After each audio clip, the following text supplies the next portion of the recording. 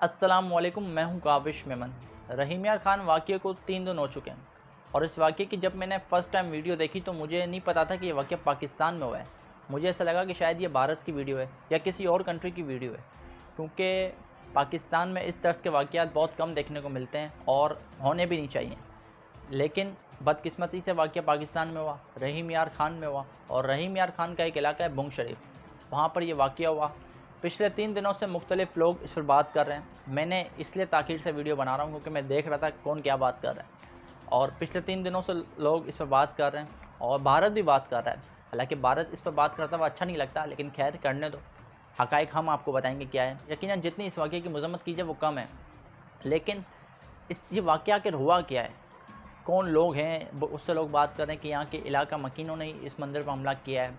बहुत से लोग कह रहे हैं कि भाई कोई इनके साथ ही आपस में लड़ाइयाँ थी, इस वजह से चीफ़ जस्टिस ने भी इसका नोटिस लिया है। और इसके साथ साथ वज़ीर आज़म पाकिस्तान जनाब इमरान खान ने भी इस वाक़ये का फ़ौरी तौर पर नोटिस लिया और मुल्ज़िमान की फ़ौरी गिरफ़्तारी की भी उन्होंने हिदायत कर दी है। अब ये वाक़या यूँ होता है कि भाई उस बुंग शरीफ में एक मस्जिद है और उस मस्जिद का नायब इमाम उसने उसका ये कहना है कि भाई एक लड़का जो टूटी हुई खिड़की को फलांग कर मस्जिद की लाइब्रेरी में दाखिल होता है, और उस बच्चे की उम्र जो है वो बताई जाती है कि 8 से 10 साल के दरमियान है। इतनी बड़ी उम्र इसकी नहीं है। ज़ाहिर है कि आप अंदाज़ा लगा सकते हैं कि 8 से 10 साल के बच्चे को क्या पता कि ये मस्जिद है, क्या पता कि ये गिरजाघर है या मंदिर है। बच्चा है शायद उसको नहीं पता, लेकिन 8 से 10 साल उस बच्चे की उम्र थी। मस्जिद का नायब इमाम का एक मौक़िफ़ है हिंदू कम्युनिटी का, जो वहाँ की हिंदू कम्युनिटी है। तो इन दोनों के मौक़िफ़ मैं आपको बताऊँगा। पहले हम चलते हैं मस्जिद को जो नायब इमाम है वो क्या कहते हैं। अब मस्जिद के जो नायब इमाम है उन्होंने एफ़आईआर दर्ज करवाई है, और एफ़आईआर में जो मौक़िफ़ इख्तियार करवाया है वो मैं आपको बताता हूँ। मौक़िफ़ ये इख्तियार किया है कि भाई उस बच्चे की उम्र 8 से 10 साल है। इमाम साहब जब मस्जिद के अंदर दाखिल हुए तो बच्चा टूटी हुई खिड़की को फलांग कर मदरसे की लाइब्रेरी में दाखिल होता है और वहाँ पर जो कालीन है उस पर पेशाब कर देता है। ये मस्जिद के नायब इमाम का मौक़िफ़ है। और मस्जिद के नायब इमाम ये कहते हैं कि भाई मैंने उस बच्चे को रोकने की कोशिश की, कुछ और लोग थे उन्होंने रोकने की कोशिश की, लेकिन बच्चा अलमारी वहाँ पर थी एक, उस पर भी अपना गन लगाता है। और ये मौक़िफ़ क्या उस इमाम ने मस्जिद के कि भाई ज़ाहिर है कि बेहुरमती हुई है, तो हम चाहते हैं कि हमने उस बच्चे को रोकने की कोशिश की लेकिन वो भाग गया। हम ये दरख्वास्त करते हैं तहरीरी तौर पर कि इसके ख़िलाफ़ कार्रवाई की जाए और एफ़आईआर दर्ज की जाए। यह तो मौक़िफ़ हो गया मस्जिद के नायब इमाम का। अब वहाँ की जो एक हिंदू कम्युनिटी है उनका क्या मौक़िफ़ है। हिंदू कम्युनिटी का ये मौक़िफ़ है कि वही बच्चा जो है वो इस बात पर तो एग्री करते हैं कि ठीक है बच्चा फलांग कर दाखिल हुआ, इस बात पे वो भी एग्री करते हैं। ये बताते हैं कि बच्चे की उम्र 8 साल है और उसका नाम भी बताते हैं कि भवेश कुमार, वो उसका नाम बताते हैं। इसके साथ साथ हिंदू कम्युनिटी ये कहती है कि भाई ठीक है वो बच्चा फलांग कर ज़रूर दाखिल हुआ, लेकिन वो बच्चा जो है वो डर गया था। उस बच्चे ने जानबूझ के पेशाब नहीं किया, वो बच्चे को नहीं पता थी वो मस्जिद है क्या है, वो गलती से चले गया, वो भटक गया था। तो इमाम साहब ने जब वो बच्चा मस्जिद में दाखिल हुआ, इमाम साहब गुस्सा हुए, इमाम साहब नाराज़ हुए। इमाम साहब ने जब उस बच्चे को डांटा तो उस खौफ के मारे उस बच्चे का पेशाब निकल गया। अब ये दो मौक़िफ़ है। एक मौक़िफ़ है मस्जिद को जो इमाम है उनका मौक़िफ़ आ गया, अलग अलग मौक़िफ़ हैं, कुछ चीज़ें मैच करती हैं लेकिन फिर भी फ़र्क आता है। अब एक मौक़िफ़ आ गया हिंदू कम्युनिटी का, एक मौक़िफ़ आ गया मस्जिद के नायब इमाम का। अब दोनों मौक़िफ़ आपको बताने ज़रूरी थे। अब हम यहाँ पर फ़ैसला नहीं कर सकते कि कौन सच है और कौन गलत है, ये तो हमारा काम नहीं है ना, ये तो अदालतें फ़ैसला करेंगी या जो भी तहक़ीक़ाती टीम बनती है वो फ़ैसला करेगी। अब आप सोचेंगे यार इतनी सी बात थी तो इस पर मंदिर पे हमला कर देना, जत्थों की सूरत में लोग आए, तोड़ फोड़ की, वहाँ पर जो मूर्तियाँ थी उनको आग लगाई और मतलब बहुत हंगामा आ रही हुई वहाँ पर। लेकिन इतनी सी बात पर ऐसा क्या झगड़ा हो गया। तो इसके बाद झगड़ा यहाँ पर हुआ कि भाई वहाँ का एक ताजिर है। अब उस ताजिर की मुझे मुकम्मल तो डिटेल नहीं मालूम, लेकिन इतना पता है कि वहाँ का एक ताजिर है, सोनार का उसका काम है। उसने अपने सोशल मीडिया अकाउंट के ज़रिए इस वाक़ये के बाद एक पोस्ट की। उस पोस्ट में ये लिखा हुआ था कि भाई आज के बाद ख़ास तौर पे बुंग शरीफ का कोई भी शख्स अगर मुसलमान हिंदुओं के साथ उनके बर्तन में खाना खाता दिखाई दिया तो फिर उसके साथ अच्छा नहीं होगा। अब इस बात के बाद यकीनन जो जज्बात हैं वो भड़कने थे। इस वाक़ये के बाद यकीनन जो ऐसे लोग हैं जो आग लगाना चाहते थे उनको आना था, और फिर वही हुआ। एक और बात यहाँ पे मैं आपको बताता हूँ कि ये भी एक तासुर दिया जा रहा है कि शायद उस इलाके के लोगों ने ही मंदिर पर हमला कर दिया, जबकि ऐसा हरगिज़ नहीं है। वो इसलिए नहीं है क्योंकि यहाँ पर बुंग शरीफ में मुसलमान और हिंदुओं की भी एक बहुत बड़ी तादाद है, लेकिन मुसलमान चूँकि अक्सरियत में, तो बहुत काफ़ी अरसे से ये लोग रह रहे हैं और भाईचारे के साथ रह रहे हैं, आपस में उनके अच्छे ताल्लुकात हैं, एक दूसरे के जो त्यौहारात होते हैं वो उसमें शरीक होते हैं। और सिर्फ ये बुंग शरीफ की बात नहीं है, पूरे पाकिस्तान की बात है। पूरे पाकिस्तान में जो हमारे हिंदू कम्युनिटी है, जो हमारे मुसलमान भाई हैं, वो सब एक साथ रहते हैं, कोई झगड़ा नहीं हो। पिछले एक पूरी हिस्ट्री पढ़ी है, ये बताया जाता है कि भाई उस इलाके के लोगों ने तो नहीं, क्योंकि वो भाईचारे के साथ रहते हैं, आपस में अच्छे ताल्लुकात हैं। उस इलाके के साथ ही बुंग शरीफ के साथ ही एक ऐसा एरिया पड़ता है जो कच्चे का एरिया है। वहाँ से कुछ लोग आते हैं जत्थों की सूरत में, बताया जाता है कि उनकी तादाद 20 से 25 थी, या शायद उनसे भी ज़्यादा हो, लेकिन ये कंफर्म नहीं है कितनी तादाद थी। वहाँ से लोग आते हैं और मंदिर पर हमला कर देते हैं, और ये भी मुमकिन था कि वो मंदिर पर नहीं जाते और इसके साथ ही जो एक हिंदू आबादी थी वहाँ पर, वो उस पर भी अटैक कर सकते थे। तो वहाँ के हिंदुओं का भी मौके पे आया है कि अगर वो लोग जत्थों की सूरत में वहाँ हमला कर देते तो हमारे पास कोई ऐसी बंदोबस्त नहीं है कि हम कंट्रोल कर पाते हैं। क्योंकि पुलिस, मैं क्या कहूँ, पुलिस का आप नाम लेते हुए शर्म आती है, अफसोस होता है। सिर्फ एक सूबे की बात नहीं रही अब कि सिंध में ये निज़ाम है पुलिस का, ठीक है सिंध में तो है, कराची में तो है ये निज़ाम, लेकिन ओवरऑल पूरे पाकिस्तान में जो एक इदारा है, मैं समझता हूँ इस इदारे को ख़त्म कर देना चाहिए, क्योंकि किसी काम का ही नहीं है। आज तक मैंने कोई ऐसा अपनी केस नहीं देखा कि भाई पुलिस ने ये केस मुकम्मल किया हो, पुलिस ने किसी बंदे की मोटरसाइकिल चोरी हुई हो, वो FIR दर्ज करवाई हो उसने, उसको दूसरे दिन उसकी मोटरसाइकिल मिल गई हो या महीने बाद मिल गई हो, नहीं मिलती। या कोई ऐसा मैंने केस देखा हो कि हाँ भाई पुलिस ने काम किया, मतलब पुलिस में उसकी वाह हुई हो, नहीं है। बहुत मुश्किल से आपको चंद एक वाक़यात मिल जाएंगे, इसके अलावा कहीं भी नहीं मिलेंगे। तो मेरी तो ये राय है कि इस इदारे को ही ख़त्म कर दिया जाए भाई, या इसका नाम तब्दील कर दिया जाए कम से कम, क्योंकि जहाँ पुलिस का नाम आता है वहाँ रिश्वतखोरी आती है। वहाँ पर मैं माजरत के साथ ये कह रहा हूँ, शायद हमारी ये वीडियो माएँ बहनें भी देखती हो, माजरत के साथ कह रहा हूँ कि फिर रिश्वतखोरी के साथ साथ हरामखोरी भी आ जाती है पुलिस के नाम के साथ। तो ये सिलसिला एक चलता हुआ आ रहा है। तो यही हुआ कि इस वाक़े के बाद पुलिस हमें दिखाई नहीं दी।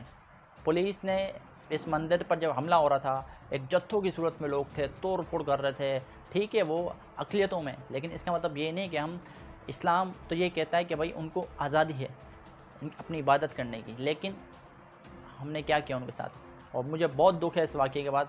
मैं चाह रहा था कि पहले दिन ही वीडियो बनाई जाए, लेकिन मैं ये देख रहा था कि कौन क्या बात कर रहा है, और मैंने कहा लोग पहले बात कर लें फिर ज़रा, ठीक है लोग मजम्मत कर रहे हैं, अफसोस कर रहे हैं, सबके लिए दुख का वाक़या है। भारत भी पॉइंट स्कोरिंग कर रहा है, उनको भी करने दें, लेकिन बताना तो चाहिए वाक़या आखिर हुआ क्या, कैसे हुआ और क्यों हुआ। तो ये सारी बातें मैंने आपको बताई। अब इस वाक़े के बाद पाकिस्तान के जो चीफ़ जस्टिस, उन्होंने भी इस वाक़े का नोटिस ले लिया है और सख्त रिमार्क्स दिए हैं। नाज़रीन, सख्त रिमार्क्स दिए हैं इस वाक़े के बाद चीफ़ जस्टिस ऑफ पाकिस्तान में। भारत में ऐसा नहीं होता। भारत में जब मुसलमान मस्जिद पर हमला होता है या उसको शहीद कर दिया जाता है, या जब मुसलमानों के साथ जुल्म होता है, या जब मुसलमानों की माँ बहनों के साथ इस्मत दरी की जाती है, तो भारत के वज़ीर आज़म नरेंद्र मोदी वो नोटिस नहीं लेता भाई, वो नहीं लेता नोटिस, या वहाँ के कोई पुलिस हो या कोई और बड़े अहदेदार हो ना, वो नोटिस नहीं लेते। वहाँ का चीफ़ जस्टिस बात नहीं करता। अल्हम्दुलिल्लाह हमारे यहाँ पर अगर कुछ ऐसे फसादी लोग हैं जिन्होंने इस मंदिर पर हमला किया, गणेश मंदिर पर, हम इसकी मजम्मत करते हैं। प्राइम मिनिस्टर ने नोटिस ले लिया है, गिरफ्तारी का हुक्म दे दिया है। इसके साथ साथ जो हमारे चीफ़ जस्टिस साहब हैं उन्होंने भी नोटिस लिया है, उन्होंने भी सख्त रिमार्क्स दिए हैं, वो मैं आपको पढ़ के सुनाऊंगा। कल की पूरी समाज जो है मैं आपको पूरी डिटेल में बताऊंगा। ये वीडियो थोड़ी लंबी हो जाएगी आज की, लेकिन आपने जुड़े रहना है इस वीडियो के साथ। और इंतहाई आम वीडियो, अगर आपको इस पूरे वाक़े से रिलेटेड इन्फॉर्मेशन चाहिए तो इन्फॉर्मेशन से बड़ी पड़ी है ये वीडियो, तो आपने लाजमी देखनी है। पूरी कौम, आप देखें पूरी कौम हिंदू बिरादरी के साथ करिए, पूरी कौम यकजहती का इज़हार कर रही है। हाँ, इसमें कुछ फसादी हैं, मैं एक्सेप्ट करता हूँ, हर मुल्क में होते हैं, हर जगह। हमारे मुल्क में भी कुछ गंदे अंडे हैं, कुछ ऐसे लोग हैं जो खुश होने के अच्छा हुआ हमला हुआ, लेकिन हमारा ऐसे लोगों से ताल्लुक़ नहीं, हमारे मज़हब का ऐसे लोगों से ताल्लुक़ नहीं है, हमारे दीन का ऐसे लोगों से ताल्लुक़ नहीं है, पाकिस्तानी कौम का ऐसे लोगों से ताल्लुक़ नहीं है। रहीम यार खान मंदिर हमला केस अस्कुर नोटिस की समाअत चीफ जस्टिस गुलजार अहमद की सरबराही में सुप्रीम कोर्ट के 2 रुकनी बेंच ने की, जिसमें IG पंजाब पुलिस इनाम गनी, चीफ सेक्रेटरी पंजाब और एडिशनल अटॉर्नी जनरल अदालत में पेश हुए। चीफ जस्टिस ऑफ पाकिस्तान ने IG पंजाब इनाम गनी और चीफ सेक्रेटरी की सरजनिश करते हुए कहा कि मंदिर पर हमला हुआ, इंतज़ामिया और पुलिस क्या कर रही थी। IG पंजाब ने अदालत को बताया कि AC और ASP मौके पर मौजूद थे। इंतज़ामिया की तरजीह मंदिर के आसपास 70 हिंदू घरों का तहफ़्फ़ुज़ था। जस्टिस गुलजार अहमद ने कहा कि अगर कमिश्नर, डिप्टी कमिश्नर और DPO काम नहीं कर सकते तो उन्हें ओहदों से फारिग कर दिया जाए। IG पंजाब इनाम गनी ने अदालत को बताया कि मुकदमे में दहशतगर्दी की दिफात लगाई गई हैं। चीफ जस्टिस ने मजीद कहा कि वाक़ये को 3 दिन हो गए, पुलिस ने एक बंदा नहीं पकड़ा। एक 8 साल के बच्चे की वजह से ये सारा वाक़या हुआ। 8 साल के बच्चे को मज़हब के बारे में क्या पता, इस वाक़ये से पूरी दुनिया में पाकिस्तान की बदनामी हुई। पुलिस ने मां सिवाय तमाशा देखने के कुछ नहीं किया। जस्टिस काजी अमीन ने आईजी पंजाब पुलिस ने इस्तफसार किया कि क्या मुकदमे में कोई गिरफ्तारी हुई, जिस पर इनाम गरीन ने बताया कि मंदिर हमला केस में अभी तक कोई गिरफ्तारी नहीं हुई। Additional attorney general Sohail Mahmood ने अदालत में मौक़िफ़ इख्तियार किया कि वज़ीर आज़म इमरान खान ने भी मामले का नोटिस ले लिया है, जिस पर चीफ जस्टिस ने कहा कि वज़ीर आज़म अपना काम जारी रखें, हम केस का कानूनी पहलू देखेंगे। जस्टिस काजी अमीन ने कहा कि फिर पुलिस मुल्ज़िमान की ज़मानत और सुलह करवाएगी, सरकारी पैसे से मंदिर की तामीर की जाए। चीफ जस्टिस ने रिमार्क दिया कि वाक़ये पर पुलिस की नदामत देखकर लगता है पुलिस में जोश व वलवला नहीं, पुलिस के प्रोफेशनल लोग होते तो अब तक मामला हल हो चुके होते। मंदिर गिरा दिया, सोचे हिंदू बरादरी के दिल पर क्या गुजरी होगी, सोचे मस्जिद गिरा दी जाती तो मुसलमानों का क्या रद्द-ए-अमल होता।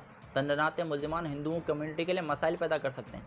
सुप्रीम कोर्ट ने चीफ सेक्रेटरी और आईजी पंजाब को वाक़ये में मुलव्वस अफराद के खिलाफ कार्रवाई का हुक्म देते हुए कहा कि मुल्ज़िमान को फौरी तौर पर गिरफ्तार किया जाए और मंदिर की मरम्मत और बहाली के लिए पैसे मुल्ज़िमान से वसूल किए जाए। अदालत ने चीफ सेक्रेटरी और आईजी पंजाब से मुल्ज़िमान के खिलाफ कार्रवाई की रिपोर्ट तलब करते हुए समाअत 13 अगस्त तक मुलतवी कर दी और हुक्म दिया कि पंजाब में मजहबी हमआहंगी के लिए अमन कमेटी कायम की जाए। इसके अलावा सुप्रीम कोर्ट ने शरपसंदी पर उकसाने वालों के खिलाफ भी कार्रवाई का हुक्म दिया और कहा कि दनाते फिरते मुल्ज़िमान हिंदू कम्युनिटी के लिए मसाइल पैदा कर सकते हैं, यकीनी बनाया जाए कि आइंदा ऐसे वाक़यात ना हों। चीफ जस्टिस साहब ने सख्त रिमार्क्स दिए जो मैंने आपको पढ़ के सुना दिया। पुलिस पर उन्होंने बात की कि पुलिस में क्या हो गया, इनको जोश और वलवला ख़त्म हो गया है। अगर प्रोफेशनल लोग होते तो अब तक मामला हल हो चुके होते। और यकीनन इस वाक़ये पर जितना अफसोस किया जाए, जितना गम और गुस्सा किया जाए वो कम है, क्योंकि पाकिस्तान में जब इस तरह के वाक़यात होते हैं तो बहुत दुख होता है, क्योंकि पाकिस्तान वो मुल्क है जहाँ पर सब भाईचारगी के साथ रहते हैं, तमाम फैमिली सिस्टम है, सब एक हम-आहंगी के साथ रहते हैं। मैंने ये देखा कि जब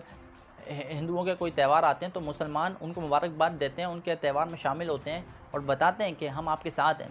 बिल्कुल इसी तरीके से जब पाकिस्तान में मुख्तलिफ़ त्यौहार आते हैं, जैसे रमज़ान मुबारक हो गया, इसके साथ जब ईद के त्यौहार आते हैं तो हमारे हिंदू भाई पाकिस्तानियों के साथ खड़े हो जाते हैं, मुसलमानों के साथ खड़े हो जाते हैं और यकजहती का इज़हार करते हैं कि हम आपके साथ हैं, हम आपकी खुशी में साथ हैं। तो ये एक पॉजिटिव इमेज जाता है दुनिया में। लेकिन जब इस तरह के वाक़यात होंगे, ठीक है, इसमें उस इलाके के लोग मुलव्विस नहीं थे, कुछ साजिश या नासिर थे, लेकिन दुनिया में तो इमेज पाकिस्तान का गया ना। अब भारत में क्या होगा आपको पता है? भारत में अब ये होगा और भारत में हो रहा है। भारत ने पॉइंट स्कोरिंग शुरू कर दी अपने मीडिया के ज़रिए। भारत में पॉइंट स्कोरिंग हो रही है भाई। भारतीय मीडिया, आप इस वक्त जाकर सर्च कर लें यूट्यूब पर, मुख्तलिफ जो न्यूज़ चैनल हैं वो बकवास कर रहे हैं, वो एक अलग ही मौके उठा के पेश कर रहे हैं। वहाँ के जो यूट्यूबर हैं वो चंद लाइक्स के लिए, चंद व्यूज़ के लिए घटिया बातें कर रहे हैं। उनको कब कुछ पता है, कद्दू कुछ पता है उनको इस वाक़ये के बारे में, क्या हुआ क्या नहीं हुआ, लेकिन वो मुसलमानों को शरपसंद कहकर पुकार रहे। अब भारत क्या कह रहा है? अब भारत ये कह रहा है देखो भाई, ये तो हमें रोकते थे, हमें कहते थे कि भाई पाकिस्तानी मुसलमान जो है वो महफूज नहीं है भारत में। ये क्या हो गया भाई? हिंदू महफूज नहीं है पाकिस्तान में? वो बार बार चला रहे हैं, हेडलाइन में चला रहे हैं, खबरों में चला रहे हैं, बाकायदा टॉक शोज़ हो रहे हैं कि देखो हिंदुओं को वो फड़गला रहे हैं। जो आरएसएस का नज़रिया है उसको वो मज़ीद परवान चढ़ाना है कि देखो आपके हिंदू भाई पाकिस्तान में महफूज नहीं है, यहाँ आपके से फिर मुसलमान महफूज हैं।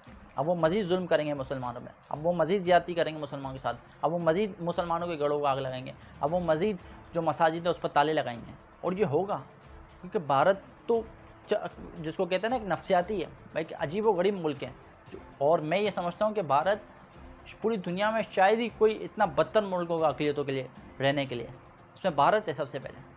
गंदा गलीज़ मुल्क है, बदबूदार मुल्क है भारत, और वो अब हमें सिखाएगा कि क्या हमें करना चाहिए और क्या नहीं करना चाहिए। लेकिन खैर, हम आपको बताते हैं कि इस्लाम क्या कहता है। खलीफा दोम हज़रत उमर फ़ारूक ने अपने दौरे खिलाफत में एक यहूदी को भीख मांगते हुए देखा तो बुलाकर इसकी वजह पूछी, तो उस यहूदी ने जवाब में कहा कि अमीरुल मोमिनीन, कोई काम नहीं इस उम्र में नहीं कर सकता और मुआहदे के मुताबिक मुझे जजिया भी देना है, क्योंकि मैं एक इस्लामी रियासत का बाशिंदा हूँ और इस्लामी रियासत भी मेरे हुकूक का तहफ़्फ़ुज़ इसी तरह करती है जैसे एक मुसलमान फ़र्द के हुकूक का करती है, चुनांचे जजिया अदा करने के लिए भीख मांगता हूँ।